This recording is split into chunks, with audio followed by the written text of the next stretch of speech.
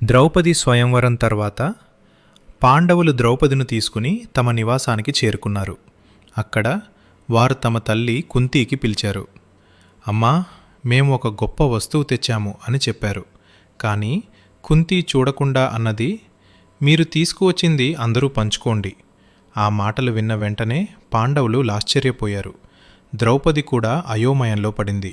ఇప్పుడు ఏం చెయ్యాలి? తల్లి మాటను అతిక్రమించాలా లేదా ధర్మాన్ని పాటించాలా? ఈ విషయం తెలిసి అక్కడికి వచ్చాడు మహర్షి వ్యాస. అతను ఈ పరిస్థితిని వివరించాడు.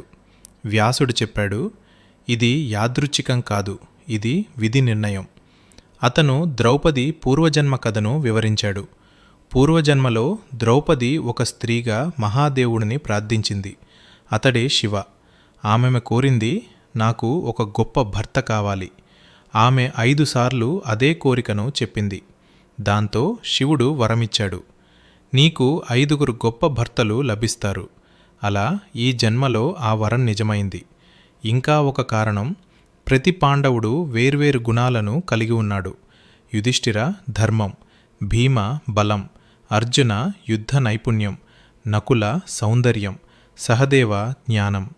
ఈ 5 గుణాలు కలిపి ద్రౌపది జీవితాన్ని సంపూర్ణం చేశాయి. అందరూ కలిసి ఒక నిర్ణయం తీసుకున్నారు. ద్రౌపది 5గురు పాండవుల భార్యగా మారింది. ప్రతి సంవత్సరం ఒక్కో పాండవునితో జీవించాలనే నియమం పెట్టుకున్నారు.